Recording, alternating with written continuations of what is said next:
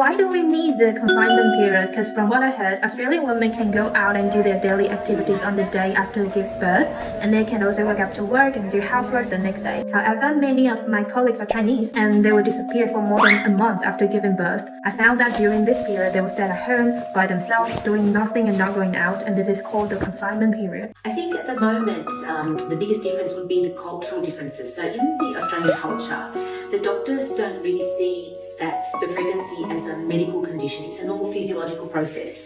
So it's part of natural childbirth. The second point is we're used to eating raw food, cold food, drinking water. We just continue that after childbirth. So it's a little bit different to Chinese culture. Thirdly, exercise is very important in the Western culture, before giving birth especially, as well as after giving birth. So in the beginning, when you do fall pregnant, we encourage to actually continue exercising so your recovery can be faster. The doctors, when you go for your appointment, they tell you what you should expect after you give birth. So if something is not right, we actually go back and check with your doctor. Of course, we also feel tired, but it might be a natural condition. Or if something is wrong, we do go and see the doctor within that 1 month period just to double check everything's okay. The other thing with Australian culture is we don't really have any help.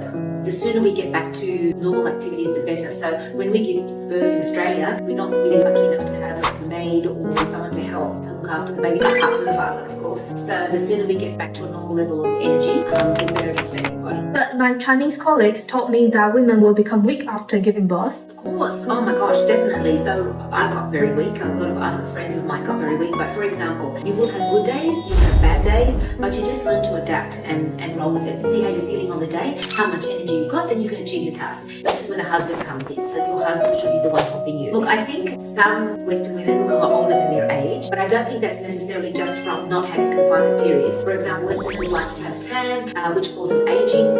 Asian women do not like a tan. I think culturally, Asian women show signs of aging via wrinkles, but Chinese women usually it's pigmentation and melasma. So it's all to do with also environmental factors as well as cultural factors. It's not necessarily the confinement. I think it just depends on a case-by-case basis. Okay, so now I'm going to ask you a question. Do you think Australian women should adhere to confinement? Is there something we're missing? Or maybe it is a good idea, something we should be introducing into our culture?